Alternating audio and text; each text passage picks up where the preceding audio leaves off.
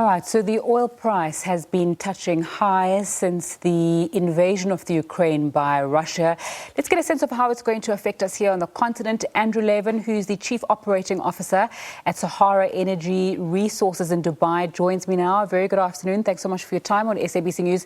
Just explain to us how the oil price is affected by the invasion of the Ukraine by Russia.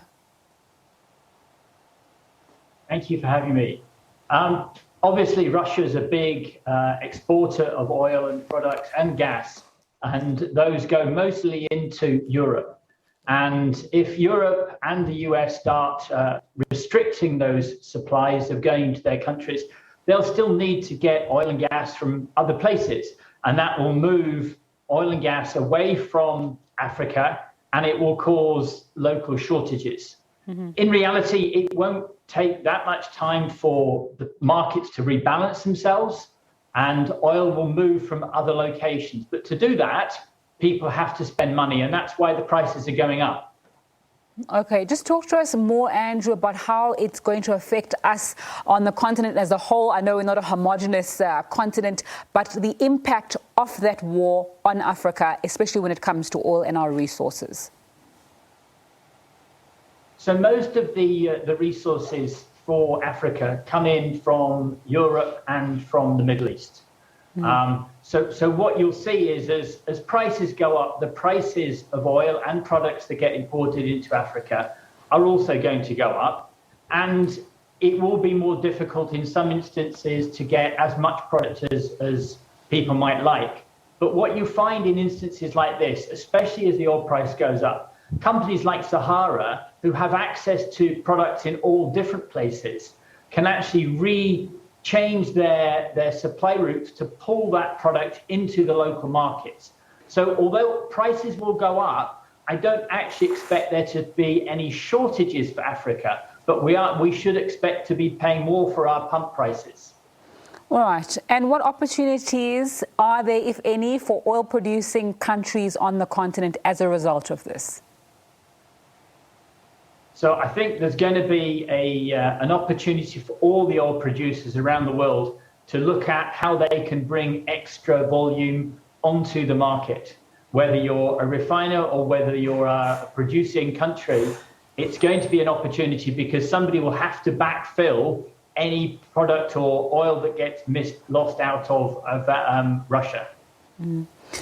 And when it comes to supply chain disruptions and other effects of the war on the continent, are we quite insulated from that, or is that also going to trickle down and affect us?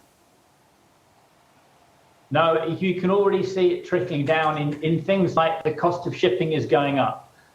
So as soon as the cost of shipping is going up and the cost of oil is going up, then the cost of refined products at the pump will also ultimately go up. So unfortunately, none of us are insulated from it.